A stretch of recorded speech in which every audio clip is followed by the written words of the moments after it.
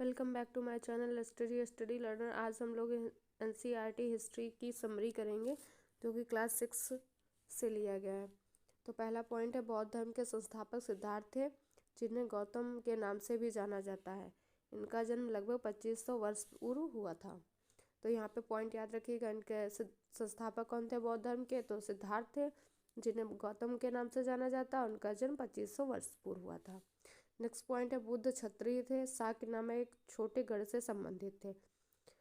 ये आता है, इनके गढ़ का नाम पूछा जाता है, साक्य गढ़ था। गौतम बुद्ध का युवावस्था से ही उन्होंने ज्ञान की खोज में घर के सुखों को छोड़ दिया था। नेक्स्ट पॉइंट है, बुद्ध ने पहली बार वाराणसी के निकट सारनाथ में पहली बार उपदेश दिया था। तो गौतम बुद्ध ने अपना पहले बार उपदेश कहाँ दिया था, तो आंसर होगा सारनाथ में। सारनाथ कहाँ है, वाराणसी के निकट है। नेक्स्ट पॉइंट है, बुद्ध ने कहा कि जीवन दुखों से भरा है, ऐसा हमारी इच्छा तथा लालसाओं के कारण होता है। नेक्स्ट पॉइंट है, आत्म संयम अपनाकर हम ऐसी लालसा से बच सकते हैं। बुद्ध ने कहा कि लोग दयालु हों तथा मनुष्य के साथ साथ जानवरों का भी आदर करें।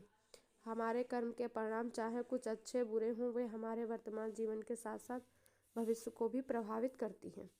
तो ये थे बौद्ध धर्म गौतम बुद्ध की शिक्षाएं।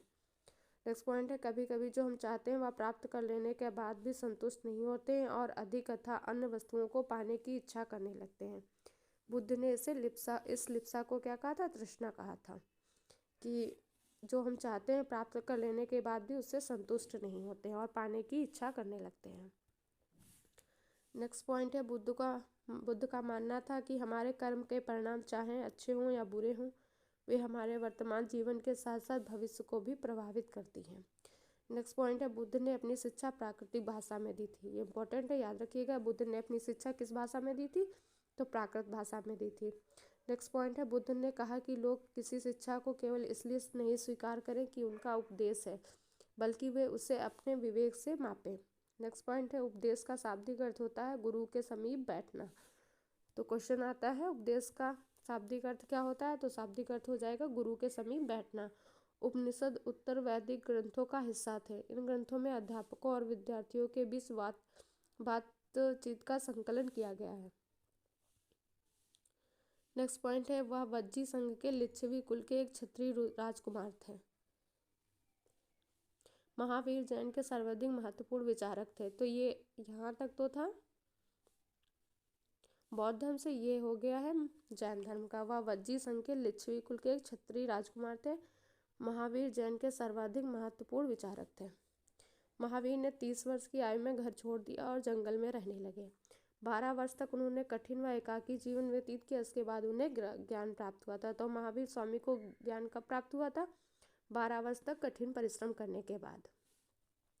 नेक्स्ट पॉइंट है, महावीर की शिक्षाएं सरल और प्राकृत भाषा में थी। तो शिक्षाएं किस भाषा में थी, प्राकृत भाषा थी। यही कारण है कि साधारण जन भी उनके तथा उनके अनुयायियों की शिक्षा को समझ सके। नेक्स्ट पॉइंट है, महावीर का मानना था कि सत्य जानने की इच्छा रखने वाले प्रत्येक स्त्री व पुरुष को अपना घर छोड़ देना चाहिए। उन्हें अहिंसा के नियमों को सख्ती से पालन करना चाहिए। तो अहिंसा के नियम के बारे में जैन धर्म में बताया गया है। किसी भी जीव को ना तो काटना चाहिए, ना ही हत्या करनी चाहिए। नेक्स्ट पॉइंट है, महावीर का कहना था कि सभी जीव जीना चाहते हैं, सभी को जीवन प्रिय है। तो ये कथन याद रखिएगा, महावीर स्वामी जी का है। नेक्स्ट पॉइंट है, महावीर के अनुयायियों को भोजन के लिए भिक्षा मांग कर सादा जीवन बिताना होता था। उन्हें पूरी तरह से ईमानदार होना पड़ता था। चोरी न करने के लिए उन्हें सख्त हिदायत थी। उन्हें ब्रह्मचर्य का पालन करना पड़ता था। पुरुषों को वस्त्र सहित सब कुछ त्याग देना पड़ता था। जैन शब्द जिन शब्द से निकला हुआ है, इंपॉर्टेंट है, याद रखिएगा। जैन शब्द किस शब्द से निकला हुआ है, तो जिन शब्द से निकला होता है, जिसका अर्थ होता है विजेता।